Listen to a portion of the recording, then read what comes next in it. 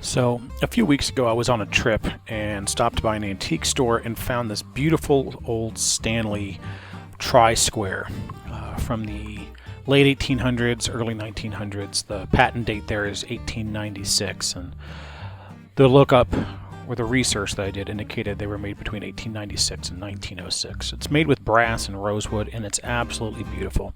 This one needed a little cleanup. And then I accidentally went online and bought another one, which needs a little bit more cleanup. And yeah, I might have a problem. But this is its bigger brother. So the date and the markings and everything are the same. It's just that this one is in worse condition. Clearly it was used more, or it was left in a tool bag or an open workshop. There's a lot of surface rust. The wood is kind of rounded over and a little bit more just worn and aged. So this is going to need a good cleanup, as well as some work done on the wood. There's flecks of paint and other things like that that I want to take off and bring this thing back to usable condition. So I've never really worked on anything quite like this before, not with this in this need of repair. So I'm trying just different things to see what works. I've got a scraper there, a couple of different grits of sandpaper, some from like I think 180 to 20, and then this is 400 grit. So I just kind of got the extra large tube of elbow grease out and got to sanding, scraping, and otherwise trying to get over 100 years worth of rust, corrosion, and neglect taken back or taken off, and hopefully bringing this thing back to its as close to its former glory days as it can. There is a little bit of rust pitting there right up next to the brass. Trying to get some of the deeper stuff out with this scraper here, and there's also some at the other end of the blade that I attack a number of times over the course of this video. I make it okay, but it's never great.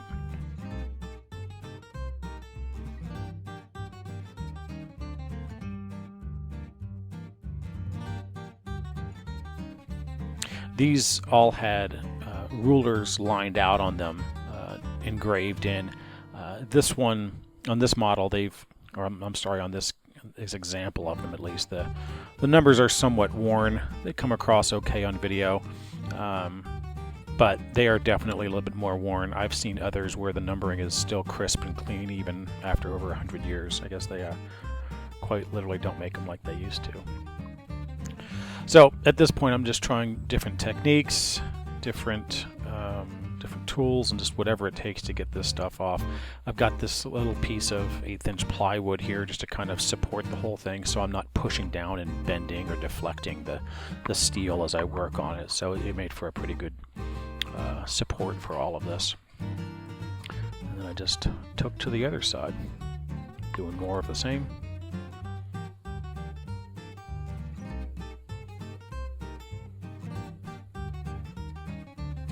Trying to hit some of these trouble spots with the scraper there. Getting mixed results, because while it does take the rust off, it also does kind of mar and scuff up the steel as well. So it's a little bit of give and take, trying to do as little damage to the actual steel as possible. Unfortunately, this rust did stain the steel quite a bit, and I didn't want to sand down so far to get through the staining. I am kind of new to all of this, so I'm not totally sure if there's any way to get that staining out. If anybody knows, let me know in the comments section. I'd love to hear what your style or technique is to making this stuff look cleaner than it does now. So there I am going after the pitting at the end again.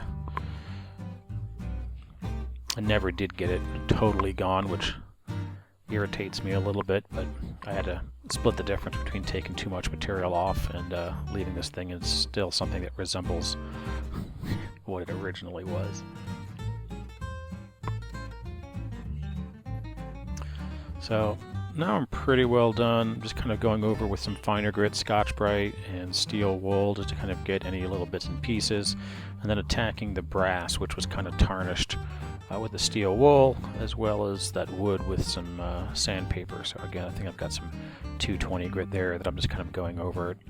This, of course, does take some of the original finish off, although it was in pretty bad shape anyway.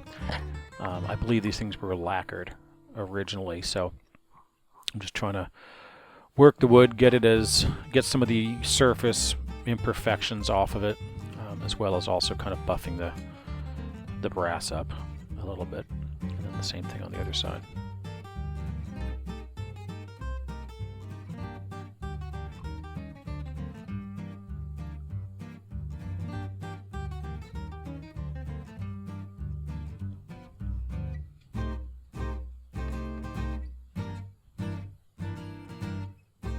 So I get some Brasso out and some Q-tips and just try to give the brass a good cleaning and protection, get whatever little tarnish and stuff that the sandpaper didn't take out, because of course the more I sand it, the more I wind up sanding the wood as well. So just did a happy mix between taking some of the surface grime off, and now I'm going back with, I guess, more of a deep clean. Also, the brass has some mill marks in it, so the Q-tips get in there better than the sandpaper was. Use a little bit on the steel. From what I read online, I guess you can use it for steel. It didn't seem to do much, but the cloth was always black, so I'll take that as a sign that I was taking something off. I guess that's a good sign, right? Again, if anybody knows of a better material to use for cleaning up old steel like this, let me know in the comments section. I'd love to hear about it. So now attacking the brass here. It's always cool to watch brass come to life, especially old brass like that, right, with a little bit of polish. I think this all took a couple of minutes to go from this kind of grimy, grayish color back to pretty close to what it must have looked like when it rolled off the line. I toyed back and forth about taking the screws out and trying to polish them, and I wasn't totally sure how well or how much those things were keeping everything straight and square. So I decided to keep them in. I kind of like the contrast of the darker color against the lighter anyway, so it seems to match the colors on the rest of it.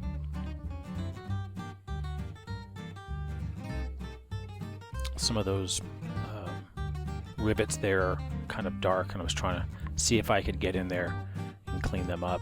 But again, the more you do, the more you wind up attacking the wood as well, so decided to give it the old college try and then leave it the rest of it as it is.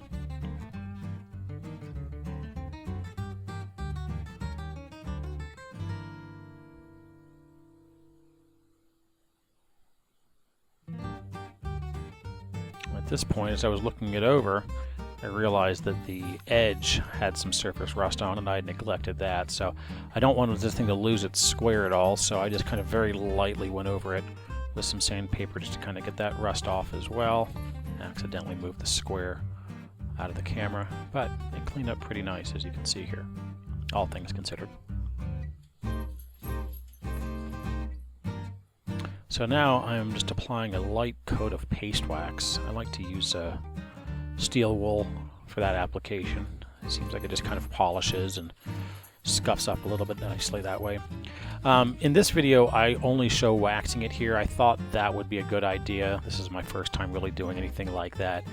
After I was done with the video, I actually tried using this thing for a little bit, and found that the wax was just attracting all sorts of dust and everything in my shop because I'm actually using these tools. So I wound up sanding the wax off and applying a couple coats of, I think, teak oil, just to kind of penetrate into the deep wood, and then lightly coated wax on top of that, and that seems to both look better and it soaked into the wood a good bit, so I guess the wood needed something there. So just polishing it up, buffing it up.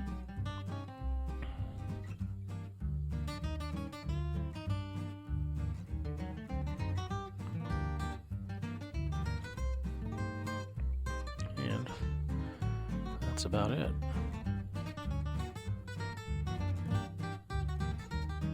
So checking this thing for square. I started doing it here, and then I realized it didn't have a whole lot to work with. Came out pretty well, but anyway, both inside and outside came out great. Doing a couple checks just to make sure everything looks good, and that is close enough for the kind of work that I do. So there's the big brother. Just kind of giving it a once over here. just love the look of these old pieces. That rosewood is just so gorgeous. As you can see, the engraving is still there with the lines as well as the markings on it, but it is definitely a little bit more worn down than some of the other ones.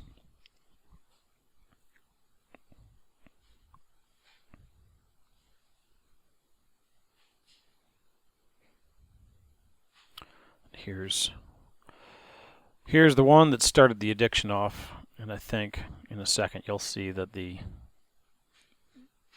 lines are a little bit easier to read on that one. So,